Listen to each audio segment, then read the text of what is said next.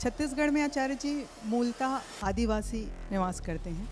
वही आदिवासी जो प्रकृति से इतना प्रेम करते हैं, वही आदिवासी कैसे इतने क्रूर हो जाते हैं और नक्सलवाद की तरफ चले जाते हैं। और अब स्थिति ये हो रही है आचार्य जी कि नक्सलवाद से हम मुक्त हो चुके हैं और सिर्फ आम आदमी नहीं, बड़ी बड़ी जेसीबी वहाँ पहुँच रही है, बड़े बड़े जंगल वहाँ कट रहे हैं।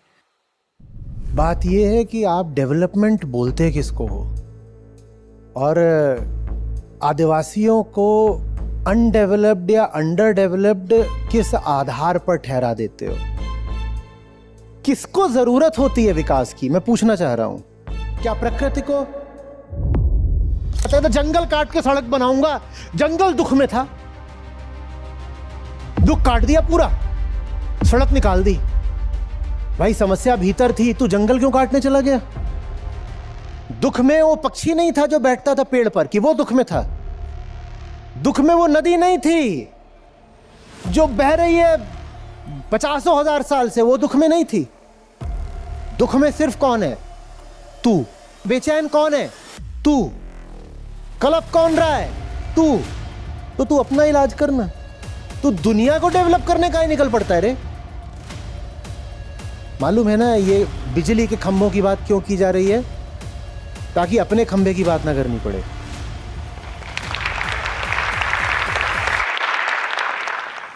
यहां पर शूल की तरह खंभा गड़ गया है। नाम? नमस्कार आचार्य जी। आचार्य जी, मेरा सवाल मेरे राज्य छत्तीसगढ़ से संबंधित है। छत्तीसगढ़ में आचार्य जी मूलतः आदिवासी निवास करते हैं और मैं देखती हूँ आचार्य जी कि वही आदिवासी जो प्रकृति से इतना प्रेम करते हैं, जो जंगल से मिट्टी से इतने जुड़े हुए हैं, वही आदिवासी कैसे इतने क्रूर हो जाते हैं और नक्सलवाद की तरफ चले जाते हैं। काफ़ी हद तक हमारे भारत के बहुत सारे राज्य ऐसे हैं जहाँ नक्सलवाद बहुत तेज़ी से आगे बढ़ा और अब ये सुनने में आता है आचार्य जी कि नक्सल से मुक्त हो चुके हैं। तो जब हम नक्सलवाद में थे, कुछ क्षेत्र ऐसे थे जहाँ आम आदमियों की पहुँच नहीं थी, आम आदमी नहीं पहुंच सकता था, और अब स्थिति ये हो रही है आचार्य जी कि नक्सलवाद से हम मुक्त हो चुके हैं और सिर्फ आम आदमी नहीं, बड़ी बड़ी जेसीबी वहाँ पहुंच रही है, बड़े बड़े जंगल वहाँ कट रहे हैं। कहते थे कि नक्सलवाद डेवलपमेंट नहीं होने के कारण, अशिक्षा के कारण पनपा है, पर क्या शिक्षित होने के बाद नक्सलवाद खत्म हो चुकी है या और तेज़ी से बढ़ रही है? मेरा सवाल यही था आचार्य जी। आपके सवाल के मूल में बात यह है कि आप डेवलपमेंट बोलते किसको हो और आदिवासियों को अनडेवलप्ड या अंडर डेवलप्ड किस आधार पर ठहरा देते हो? ये अगर समझ में आ गया तो फिर नक्सलवाद क्या था और अब उसके बाद क्या है, ये सब दिखाई देने लगेगा।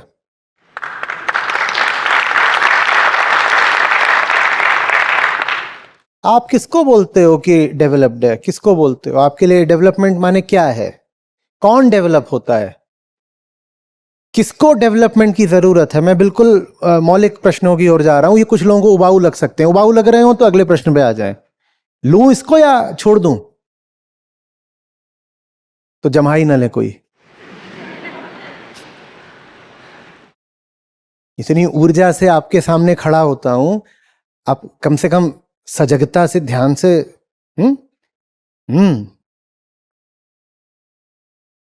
किसको जरूरत होती है विकास की, मैं पूछना चाह रहा हूं। क्या प्रकृति को? बोलो। और ध्यान रखना, ये बात मैं अपनी मान्यताओं के संदर्भ में कर रहा हूं क्योंकि हमारे पास एक शब्द चलता है, डेवलपर। डेवलपर, उसका मतलब क्या है? कौन है जो विकास करेगा और कौन है जो विकास की जरूरत रखता है, जो कह रहा है कि मैं जैसा हूं ठीक नहीं हूं, कृपा करके मेरा विकास कर दो, मेरा विकास कर दो ना। कौन? सागर कह रहा है।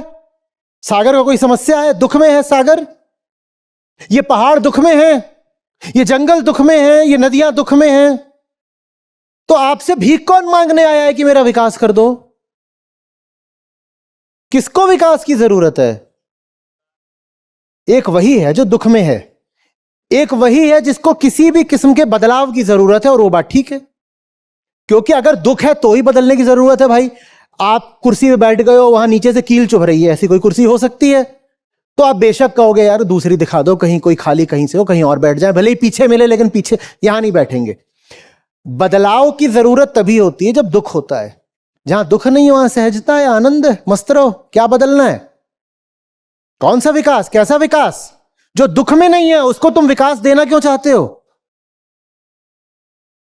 जिसकी कुर्सी पर उससे कील लगी नहीं रही, तुम उसकी कुर्सी बदलना क्यों चाहते हो? पूछ रहा हूं। जो 2 रोटी में और साधारण सब्जी में और शाक में पत्ती में मस्त है, तुम क्यों उससे कह रहे हो कि मैं तुझे दुनिया के सबसे लजीज व्यंजन खिलाऊंगा? वो मांग रहा है क्या? वो मांग रहा है? पूछ रहा हूं। देखो, बदलाव की सचमुच जरूरत, वास्तविक जरूरत तो एक को ही है। आपने बिल्कुल ठीक बोला, अहंकार वही इकलौता है जो दुख में है, उसके अलावा कोई नहीं दुख में है। तो विकास शब्द का अर्थ भी अहंकार सापेक्ष ही होना चाहिए। Only the ego needs development, nothing else does. बाकी सब ठीक है, लेकिन अहंकार अपने आप को बदलने की जगह बाकी सब बदलने को तैयार हो जाता है। तो जंगल काट के सड़क बनाऊंगा, जंगल दुख में था, दुख काट दिया पूरा, सड़क निकाल दी। भाई समस्या भीतर थी, तू जंगल क्यों काटने चला गया? दुख में वो पक्षी नहीं था जो बैठता था पेड़ पर, कि वो दुख में था? दुख में वो नदी नहीं थी जो बह रही है 50,000 साल से, वो दुख में नहीं थी। दुख में सिर्फ कौन है? तू। बेचैन कौन है? तू। कलप कौन रहा है? तू। डर कौन रहा है? तू। अकेलेपन में तड़प कौन रहा है? तू। ईर्ष्या, द्वंद्व और देश में फड़फड़ा कौन रहा है? तू। तो तू अपना इलाज करना। तू दुनिया को डेवलप करने का ही निकल पड़ता है रे। आज मैं बहुत बेचैन हूं, आज मैं पूरे मोहल्ले में बिजली के खंभों की सफाई करूंगा।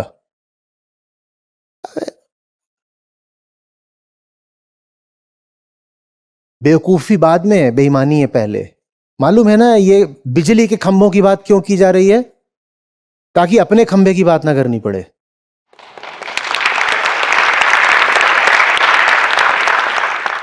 यहां पर शूल की तरह खंभा गड़ गया है, नाम अहंकार। उसकी बात ना करनी पड़े, इसलिए आओ बात करें कि कोयले का उत्पादन बढ़ाएंगे और कोयला और जलाएंगे ताकि कार्बन डाइऑक्साइड भी तो निकले कुछ।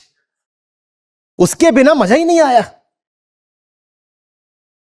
आओ बात करें, सड़कों का पूरा जाल बिछा देंगे, घर घर में टीवी और मोबाइल को पहुंचाना जरूरी है, और तापमान इतना बढ़ा दो कि बिना एसी के काम ही ना चले। जिसके पास सिर्फ पंखा है उसको गरीब ठहरा दो और बोलो अब विकास होगा, अब घर घर में सब्सिडी के माध्यम से एसी पहुंचाया जाएगा, आए वोट दें।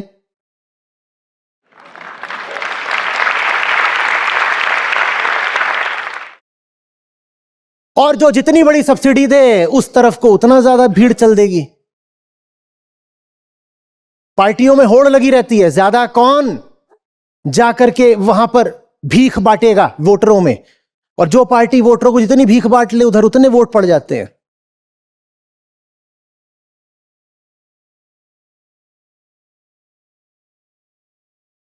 कष्ट में सिर्फ कोई है जो यहां बैठा है, उसके कष्ट का इलाज वहीं हो सकता है जहां वो है।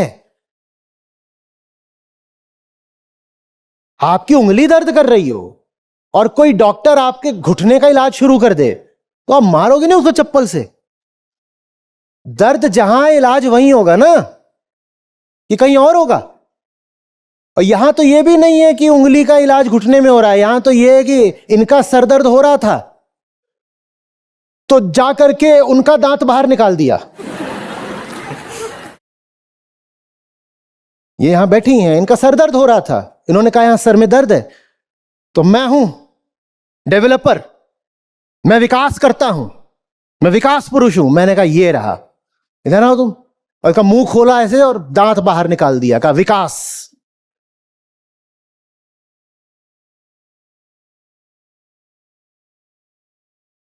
अहंकार न रहे तो ये शरीर, ये मस्तिष्क प्रकृति के साथ समायोजन जानते हैं। देखो, दुनिया का कोई जीव नहीं होता है जो प्रकृति को अपने हिसाब से थोड़ा बहुत न बदले। अगर चिड़िया घोंसला भी बना रही है तो वो भी प्रकृति के साथ कुछ छेड़छाड़ कर रही है ना, कि नहीं कर रही है? खरगोश अपने लिए क्या करता है? बिल बनाता है। वो भी तो उसने जमीन के साथ कुछ करा, उससे प्रकृति बुरा नहीं मानती। कोई जानवर है वो मांद में घुस जाता है, कठफोड़वा पेड़ को फोड़ता है, उतने से प्रकृति बुरा नहीं मानती, क्योंकि उसमें अहंकार नहीं निहित है। अभी गर्मी आएगी तो आप पाओगे कि यही जो हमारे सड़कों के कुत्ते होते हैं, ये भी मिट्टी हटाते हैं ऐसे ऐसे पंजों से। क्यों हटाते हैं? कि नीचे थोड़ी ठंडक होगी, उसी में वो सो जाते हैं। प्रकृति उसका बुरा नहीं मानती। कुछ बनाने के लिए, सृजन के लिए अहंकार जरूरी नहीं है, पर सृजन बिल्कुल अलग बात है, और जिसको आप विकास बोलते हो बिल्कुल अलग बात है। जिसको आप विकास बोलते हो वो सिर्फ अहंकार की एक धारणा है, सिद्धांत है, विनाश है। और सृजन निरहंकारिता का नृत्य है। सृजन हो जाएगा, बहुत अच्छा सृजन हो सकता है, बहुत अच्छी कृतियां बन सकती हैं, इमारतें भी खड़ी की जा सकती हैं, बहुत कुछ करा जा सकता है, उसमें प्रकृति बुरा नहीं मानेगी। और जो आप बनाओगे उसमें सौंदर्य भी बहुत होगा। तो कोई ये ना सोचे कि प्रकृति को तोड़े फोड़े बिना कुछ नया निर्मित कैसे होगा। अगर निर्माण दो तरह का होता है, एक वो जिसको आप परंपरा से विकास बोलते हो, और जिसको दूसरा मैं सृजन कह रहा हूं, अगर ये निर्माण की दो कोटियां हैं तो बिना अहंकार के भी निर्माण हो सकता है, और प्रकृति उसमें बुरा नहीं मानती। पर मूल बात जो हमें करनी होती है पैदा होने के बाद, वो इसका इलाज है। और इसको विकास नहीं चाहिए, इसको विलोप चाहिए। जब इसका विलोप हो जाता है तो बाहर की दिशा में सृजन ही सृजन शुरू हो जाता है। उपनिषदों के ऋषियों को कवि भी कहा जाता है, स्वयं उपनिषद कहते हैं उन्हें कवि। अहंकार गया और देखो कितनी सुंदर कविताओं का सृजन शुरू हो गया। बात समझ में आ रही है?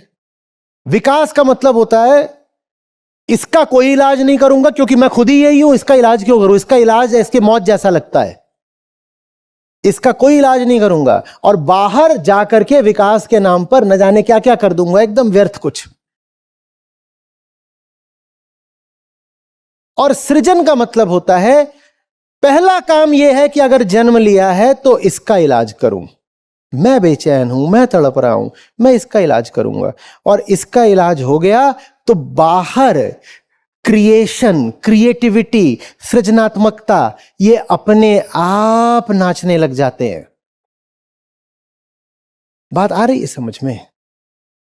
अगर हम वास्तव में एक चैतन्य सभ्यता हो तो हम ये बिल्कुल नहीं करेंगे कि हम जैसे हैं ऐसे बने बने ही डेवलपमेंट की बात करें।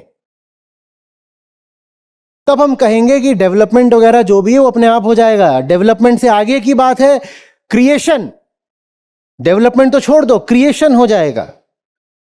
मैं वो कर लूं जो मेरा होमवर्क है, जो मेरा गृह कार्य है। गृह मतलब भीतर का कार्य है, और वो भीतरी कार्य किए बिना हम निकल पड़ते हैं बाहर की दुनिया में धूम मचाने, और उसी से सारा विनाश होता है। बात आ रही है समझ में? आज दुनिया विकास की कमी से नहीं दुखी है, आज दुनिया विकास की अधिकता से दुखी है। हमें डी ग्रोथ चाहिए, वही राइट डेवलपमेंट होगा। आज डेवलपमेंट और ग्रोथ ये एक दूसरे से समानार्थी नहीं है। आज डेवलपमेंट का मतलब है डी ग्रोथ। ग्रोथ कम करो तो डेवलपमेंट होगा। ग्रोथ कम करो ही नहीं, ग्रोथ को पलटो, ग्रोथ को रिवर्स करो। ये जो तुमने इतना कुछ खड़ा कर दिया है, इसको छोड़ो, इसको अंडू करो, इसको डिलीट करो, तब जाकर के वास्तविक विकास हो पाएगा, जिसको मैं नाम दे रहा हूं सृजन का। ये दो अलग अलग केंद्र हैं। अहंकार के केंद्र से जो होता है उसको आप बोल देते हो साधारण भाषा में विकास। मैं कह रहा हूं पहले इसका इलाज करो, जब ये नहीं रहेगा तो वो होगा जिसको आप बोल पाओगे सृजन।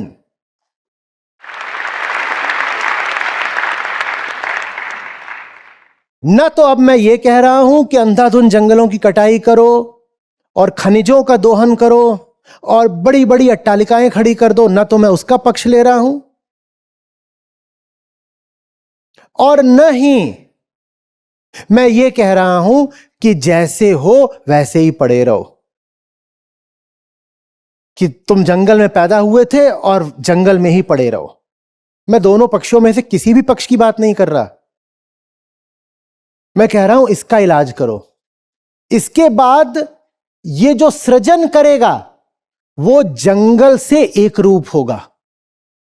तुमने कुछ रच भी दिया और जंगल का विध्वंस भी नहीं हुआ। अहंकार जब निर्माण करता है विकास का नाम लेकर के, तो जंगल काट कर ही करेगा। मैं इस बात का भी पक्ष नहीं ले रहा हूं कि आप 50,000 साल से जंगल में ही रह रहे थे और 50,000 साल पहले जैसे रह रहे थे आप आज भी वैसे ही रहे, नहीं। क्योंकि अहंकार का उपचार न तो आधुनिक मानव के पास है, न आदि मानव ने किया। जो सदा से प्रकृति में ही रहते आ रहे थे, अहंकार का उपचार उन्होंने नहीं करा था। पर उनका अहंकार उतना ही था जितना जन्म लेते समय होता है। उसके ऊपर सामाजिक प्रभाव और संस्कार की परतें नहीं चढ़ी थी, इसीलिए फिर उन्होंने जंगलों का विनाश भी नहीं किया। आदिवासियों ने तो जंगलों को बड़ा सहेज कर रखा है, सुरक्षित रखा है। और दूसरे छोर पर वो हैं जिन्होंने अपने अहंकार को अपनी पहचान बना लिया और कहा पूरी दुनिया खत्म कर देंगे, समुद्र भी खत्म कर देंगे, अब अंतरिक्ष भी खत्म कर देंगे, हमें तो डेवलपमेंट करना है।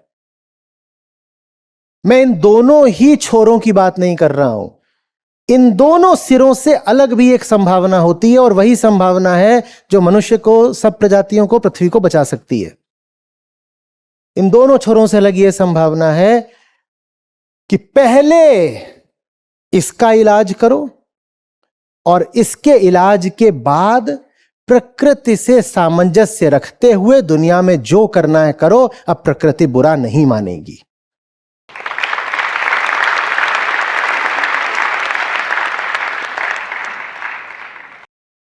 आ रही बात समझ में?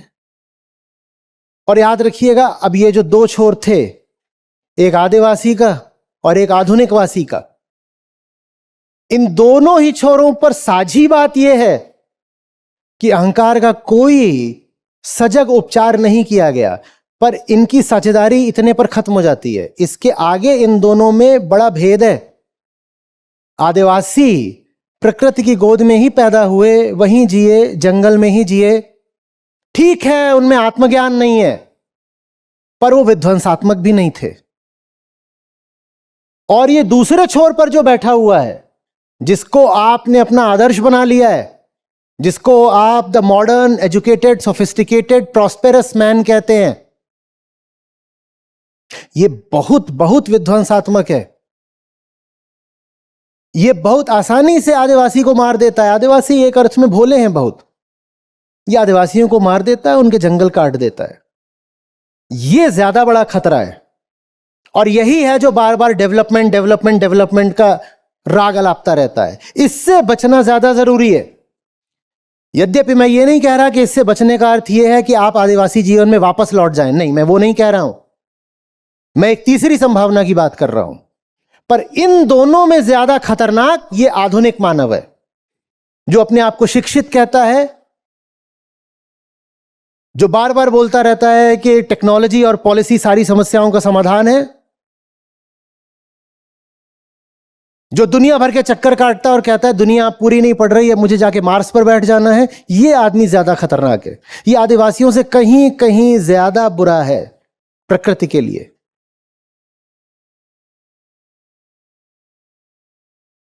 बात आ रही है समझ में?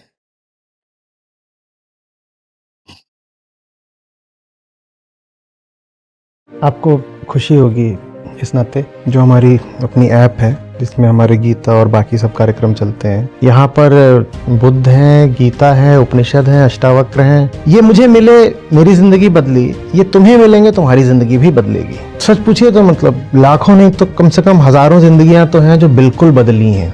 2 लाख से अधिक गीता प्रतिभागियों के साथ जुड़े आचार्य प्रशांत ऐप पर पहला महीना बिल्कुल फ्री गीता मिशन का पूरा एक्सेस। ऐप पर आपको मिलेंगे नियमित लाइव सत्र, हर दिन आचार्य प्रशांत के विशेष संवाद, गीता कम्युनिटी का एक्सेस, गीता परीक्षा, चयनित समाचार, ऑडियो बुक्स, कोट्स और भी बहुत कुछ।